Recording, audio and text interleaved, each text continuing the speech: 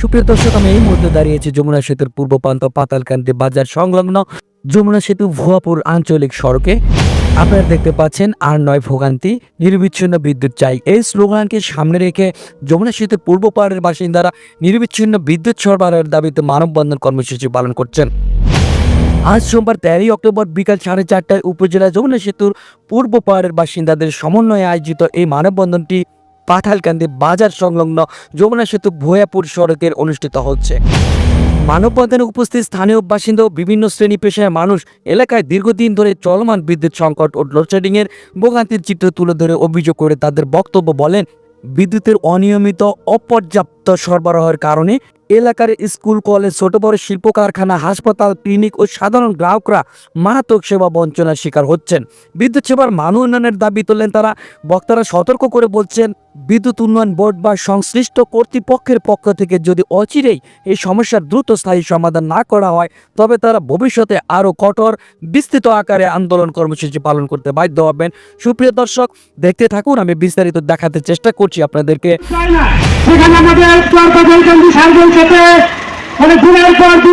বিদ্যুৎ ছাড়া আমরা জীবন যাপন করেছি। আপনারা লক্ষ্য করিতেছেন আমাদের চরপাতালকান্দি এখানে হাফিজা মাদ্রাসা রয়েছে, কয়েকটা মাদ্রাসা প্রতিষ্ঠান রয়েছে, এখানে বাকি মাদ্রাসা রয়েছে।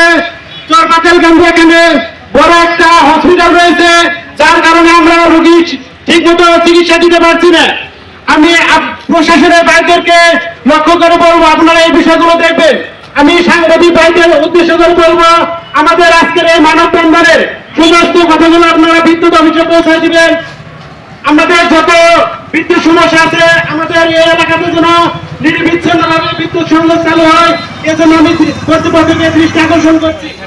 আপনারা জেনে থাকবেন যে গত 1 বছর আগে ভুয়াপুরের আর এই বাংলাদেশের মধ্যে একটা পদক পেয়েছিলেন। সেই পদকটা হলো বাংলাদেশের মধ্যে সবচাইতে কম বিদ্যুৎ খরচ হয়েছে ভুয়াপুরে।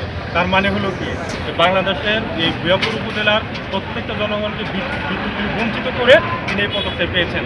আমরা এই ধরনের পদক চাই না।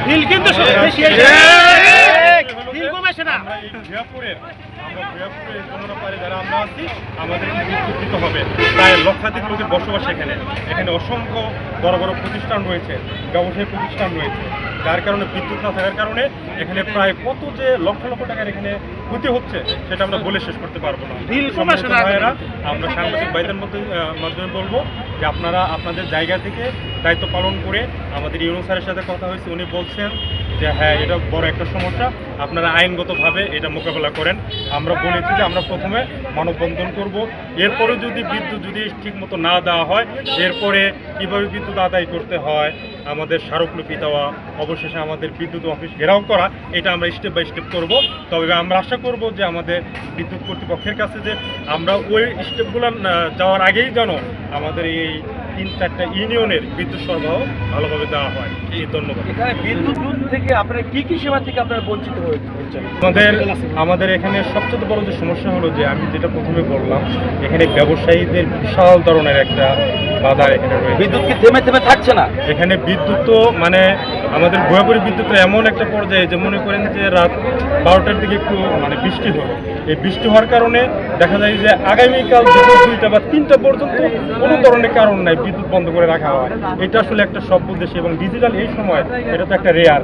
আর আমাদের এই এলাকাতে একটা ক্যান্টনমেন্ট রয়েছে, যেখানে হাজার হাজার সেনাবাহিনীর বাইরে এখানে বসবাস করে। আর বাংলাদেশের সবচেয়ে গুরুত্বপূর্ণ এরিয়া হলো আমাদের যমুনা সেতু পূর্ব পাড়।